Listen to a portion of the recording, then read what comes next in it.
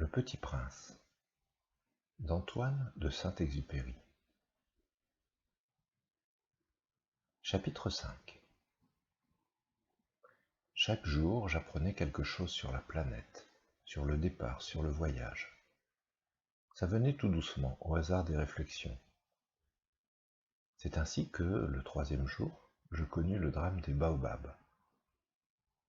Cette fois-ci encore, ce fut grâce au mouton, car brusquement le petit prince m'interrogea comme pris d'un doute grave. C'est bien vrai, n'est-ce pas, que les moutons mangent des arbustes? Oui, c'est vrai. Ah, je suis content.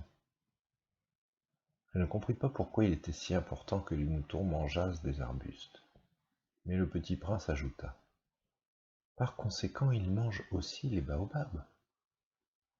Tu fis remarquer au petit prince que les baobabs ne sont pas des arbustes, mais des arbres grands comme des églises, et que si, même, il emportait avec lui tout un troupeau d'éléphants, ce troupeau ne viendrait pas à bout d'un seul baobab. L'idée du troupeau d'éléphants fit rire le petit prince. Il faudrait les mettre les uns sur les autres.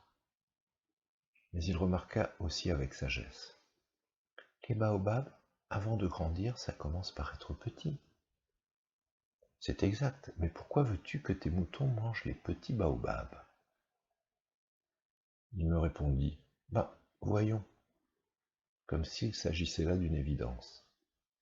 Et il me fallut un grand effort d'intelligence pour comprendre à moi seul ce problème.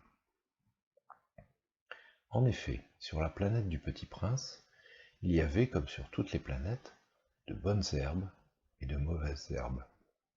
Par conséquent, de bonnes graines, de bonnes herbes, et de mauvaises graines, de mauvaises herbes.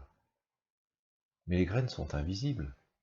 Elles dorment dans le secret de la terre jusqu'à ce qu'ils prennent la fantaisie à l'une d'elles de se réveiller. Alors elles s'étirent et poussent d'abord timidement vers le soleil une ravissante petite brindille inoffensive. S'il s'agit d'une brindille de radis ou de rosier, on peut la laisser pousser comme elle veut. Mais s'il s'agit d'une mauvaise plante, il faut arracher la plante aussi dès qu'on a su la reconnaître. Or, il y avait des graines terribles sur la planète du Petit Prince. C'étaient les graines de baobab. Le sol de la planète en était infesté. Or, un baobab, si l'on s'y prend trop tard, on ne peut jamais plus s'en débarrasser. Il encombre toute la planète. Il la perfore de ses racines, et si la planète est trop petite, et si les baobabs sont trop nombreux, ils la font éclater. C'est une question de discipline, me disait plus tard le petit prince. Quand on a terminé sa toilette du matin, il faut faire soigneusement la toilette de la planète. Il faut s'astreindre régulièrement à arracher les baobabs dès que l'on les distingue, d'avec les rosiers auxquels ils ressemblent beaucoup quand ils sont très jeunes. C'est un travail très ennuyeux, mais très facile. Et un jour, il me conseilla de m'appliquer à réussir un beau dessin, pour bien faire entrer ça dans la tête des enfants de chez moi. S'ils voyaient un jour, me disait-il, ça pourrait leur servir. Il est quelquefois sans inconvénient de remettre à plus tard son travail, mais s'il s'agit des baobabs, c'est toujours une catastrophe. J'ai connu une planète habitée par un paresseux. Il avait négligé 3 arbustes. Et sur les indications du Petit Prince, j'ai dessiné cette planète-là. Je n'aime guère prendre le ton d'un moraliste, mais le danger des baobabs est si peu connu, et les risques courus par celui qui s'égarerait dans un astéroïde sont si considérables, que pour une fois, je fais exception à ma réserve. Je dis: enfants, faites attention aux baobabs. C'est pour avertir mes amis d'un danger qu'ils frôlaient depuis longtemps, contre moi-même, sans le connaître, que j'avais tant travaillé ce dessin-là. La leçon que je donnais en valait la peine. Vous vous demanderez peut-être: pourquoi n'y a-t-il pas dans ce livre d'autres dessins aussi grandioses que le dessin des baobabs? La réponse est bien simple. J'ai essayé, mais je n'ai pas pu réussir.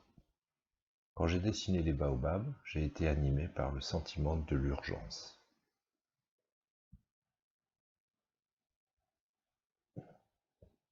Chapitre 6.